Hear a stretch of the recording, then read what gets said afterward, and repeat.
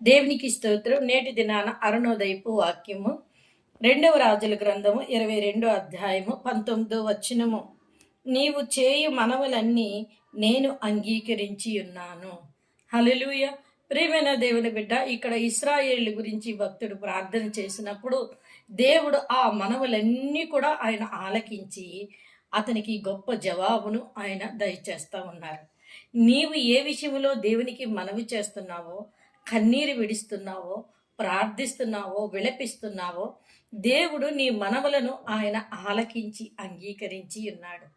ప్రార్థన చేయటం గొప్ప విషయం కాదు, దేవుడు ప్రార్థన అంగీకరించటం గొప్ప విషయం. కనుక ఆయన ఈ దినాన నీతో మాట్లాడుతూ ఉన్నాడు. నీవు చేసిన మనవులన్నీ కూడా నేను అంగీకరించి ఉన్నాను అని. కనుక దేవుడు నీ మనవులు అంగీకరించారు. త్వరలోనే ఏ విషయమైతే నువ్వు మనవి చేసావో ఆ విషయానికి త్వరలోనే నీకు జవాబు రాబోతుంది. కనుక దేవుని యందు ఇంకా నీ విశ్వాసాన్ని పరిపూర్ణతలోనికి తీసుకుని వెళ్ళి పట్టుదల కలిగిన ప్రార్థనతో ఇంకా నువ్వు ఎదిగితే దేవుడు ఇంకా ఆయన అనుకునే దానికంటే, అడిగి ఊహించేదానికంటే అత్యధికంగా నీ పట్ల చేసి ఆయన నిన్ను బలపరిచి స్థిరపరుస్తారు. కనుక అరుణోదయాన్ని లేచిన వెంటనే ఈ వాక్యాన్ని పట్టుకొని ప్రార్థన చేసుకొని నీ జీవితాన్ని ప్రారంభించు. త్వరలోనే ఆయన నీ మనవులన్నిటికీ కూడా ఆయన జవాబు దయచేయబోతున్నారు.